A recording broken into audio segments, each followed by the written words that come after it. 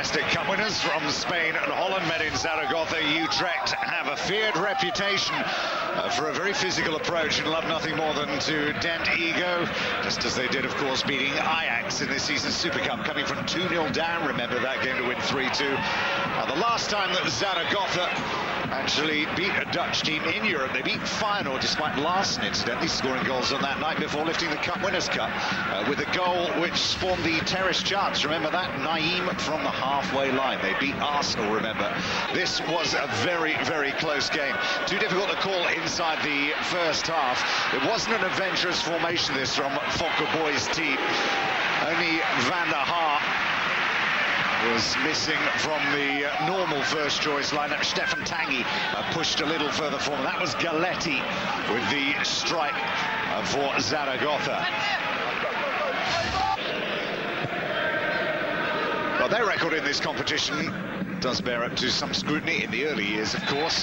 Finalists in 1964, they beat Valencia. And then 2 years later, they were back again. This, of course, was in the days when it used to be known as the Intercities Fairs Cup. And they lost against Barcelona. But since then, it's been all pretty disappointing because they've never been past the third round of the competition. Here, Savio was about to step up from the free kick and bend it under the bar. And very unlucky he was indeed that that didn't open the scoring on the night. Feyenoord have been the team of the season so far in Holland. Utrecht aren't too far behind them, and it's not only about that performance they gave against Ajax. They've been ruffling it up, and look, the most likely of the teams in that second group of sides in Holland that are likely to break through the triple domination held by Feyenoord, PSV and Ajax. Again, it was all pressure coming from the middle of the field. Again, a shot from Galletti. They were doing well in some respects, Utrecht, in actually keeping the attempts at goal from, or at least two, 25 and 30 metres out.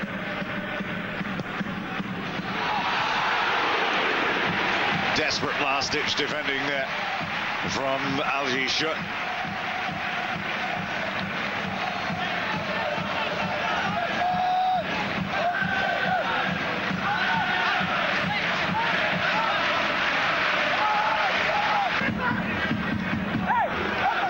As a team going forward, they pose a few problems. Dave Vandenberg, recently put into the Dutch national team, the provider with that ball there. The save in the end made look somewhat more spectacular than it should have been. Luis Van der Haar and Braafheid forward as well.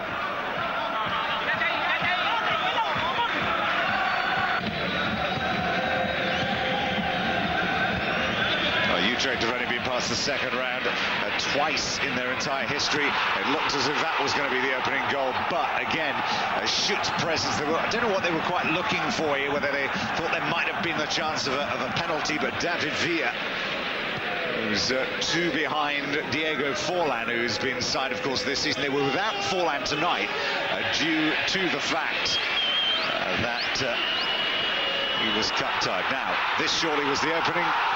And there was the goal. Villa it was with the opening goal. 12 minutes from time.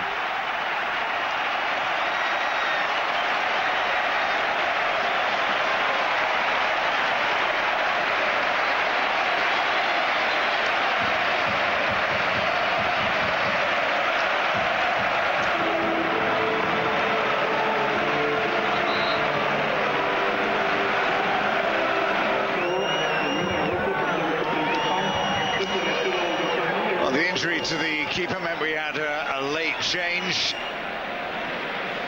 Tyrrell going off.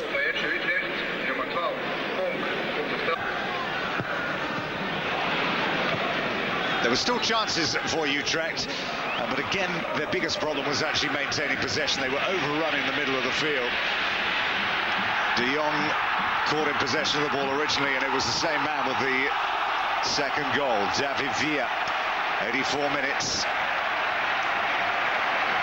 As we said, they'd only been past the second round twice since losing to Sporting Lisbon in the European Cup back in 1959. And they lost to Auxerre last season and Parma the season before Utrecht. And And it all started out well enough, but in the end there was a rather inevitable feel to this result. It ended Zaragoza 2, Utrecht 0.